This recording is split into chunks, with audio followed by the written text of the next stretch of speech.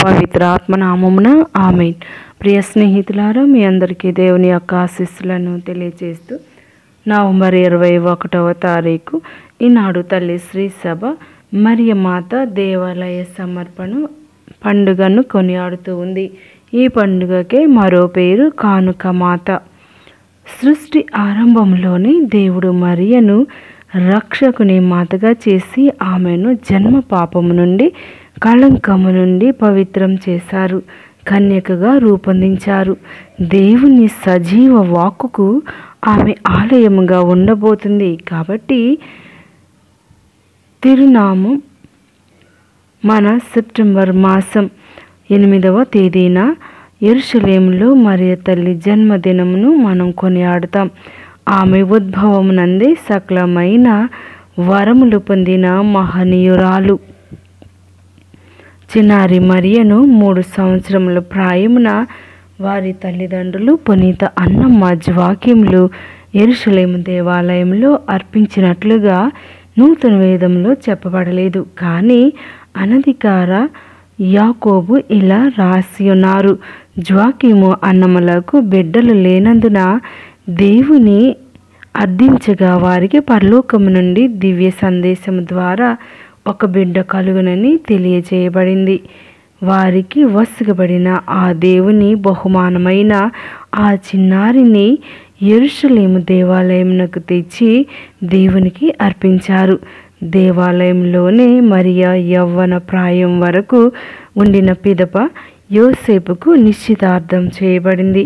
కొన్ని రచన ప్రకారం అనధికార మత్తయి మరియా బాల్య సువార్త దీనికి వాగ్దానం నెరవేర్చుకొనిన చిన్నారి మరియను 3 సంవత్సరాల ప్రాయంలోనే దేవునికి అర్పించబడినట్లు వ్రాయబడింది. పితరుల బోధ ప్రకారం ఆమె అక్కడే ఉండి వేద బోధల ద్వారా మంచి జ్ఞానమును సముపార్జించి దేవుని తల్లిగా తనను తాను సిద్ధం చేసుకుంది. మరియను దేవాలయంలో కానుకగా సమర్పించుట ఒక వేద సత్యముగా కాక భక్తిపూర్వక కార్యంగా స్వీకరించాలి. మరి ఈ నేపథ్యంలో ఈ చరిత్ర గురించి, ఈ పండుగ గురించి క్లుప్తంగా తెలుసుకుందాం. యెరూషలేము దేవాలయం శిథిలం చేయబడినప్పుడు దానికి దగ్గరగా 543వ సంవత్సరంలో బైజాంటైన్ 1వ మహారాజు జుస్తీను రాజు మరియమాత నూతన బసిలికా నిర్మించి మరియమాతకు అంకితం చేయబడిన ఈ పండుగ ఉద్భవించింది.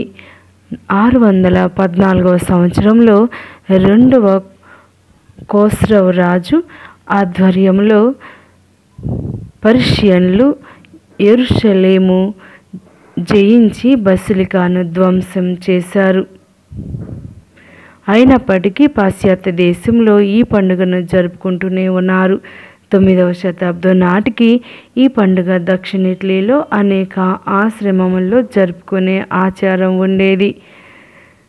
1372వ సంవత్సరంలో 11వ గ్రెగోరీ జగద్గురువులు ఈ పండుగను అవకోజోన్లోని పాపుగారి దేవాలయంలో తన లేఖ ద్వారా ప్రవేశపెట్టారు.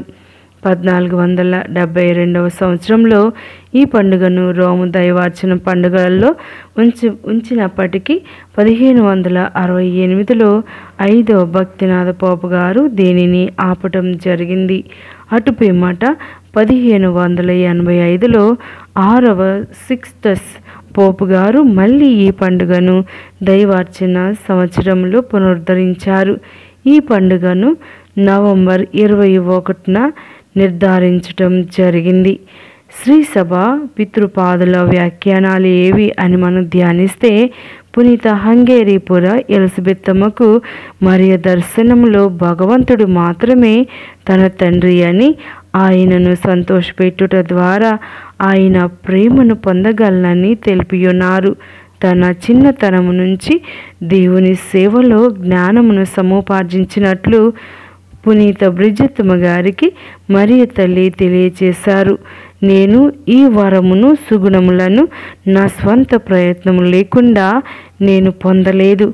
నా అకుటింత దీక్ష అనుదిన ప్రార్థనలు, దేవదేవుని కొరకు నిరీక్షణ, నిరంతర కన్నీటి దారలు, ఇంద్రియ నిగ్రహ ఫలితములే. ఇవన్నీ నేను దేవాలయంలో ఉన్న కాలంలో పాటించి తిని. పునీత బ్రిజెత్తమ్మ గారికి మరియ తల్లి దర్శనములో తెలియచేశారు.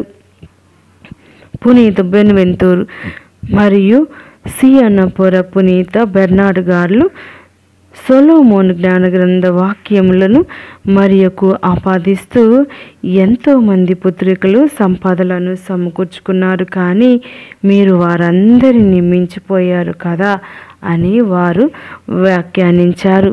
పునీత జెరోమ్ గారి రచనలలో మరియ బాల్యం గూర్చి ఒక ప్రసంగం ఉంది. దానిలో జెరోమ్ గారు మరియ దేవాలయంలో ఆమె గడిపిన సమయమును గూర్చి తనతో పాటు ఉన్న అందరినీ మించిన జ్ఞానమును ఆమె సముపార్జించింది. ప్రార్థనలో అందరికంటే మిన్నగా దైవశాస్త్రమును ఎంతో మిన్నగా నేర్చుకుంది. వినయ విధేయతలను అలవర్చుకుంది. దావీదు మహారాజు కీర్తనలను ఎంత భక్తిపూర్వకంగా ప్రార్థించి ధ్యానించేది. దేవుని అమితంగా ప్రేమించేది. మాటలలో, కార్యములలో, ఆలోచనలో ఎంతో ఉన్నతంగా ఉండేది. ఇంద్రియ నిగ్రహ జీవితమును జీవించింది. దీనికి అతి ప్రీతి పాత్రురాలిగా జీవించినట్లు రాసి ఉన్నారు. అలానే పునీతులు అంబ్రోస్ గారు, రూపర్ట్, బెర్నార్డ్ ఇంకా ఎంతోమంది పునీతులు చిన్నారి మరియను గూర్చి ఎంతో మిన్నగా బోధించారు.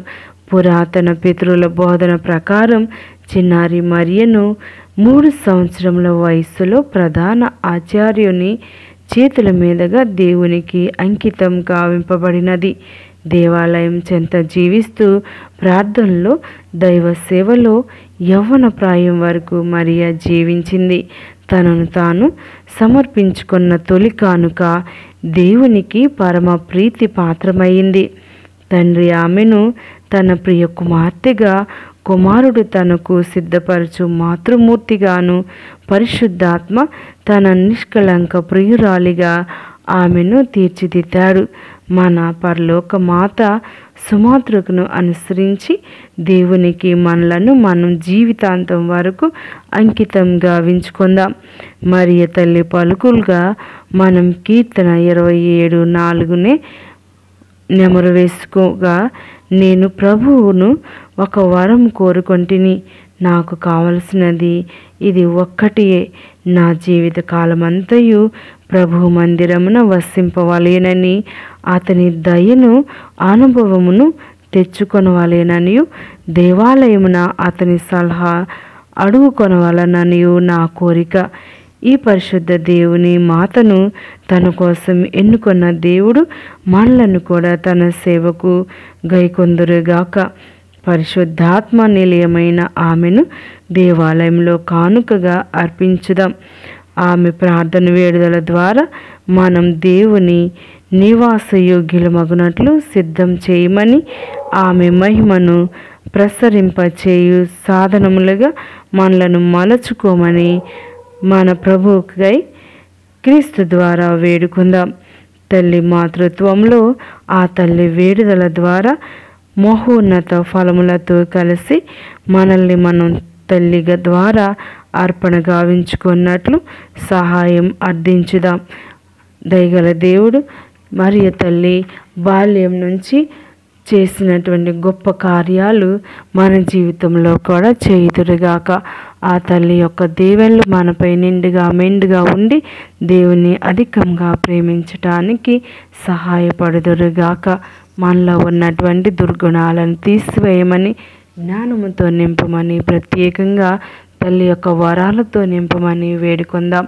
పిత, పుత్ర, పవిత్ర ఆత్మ నామమున ఆమెన్. కానుక మాత మా కొరకు ప్రార్థించండి.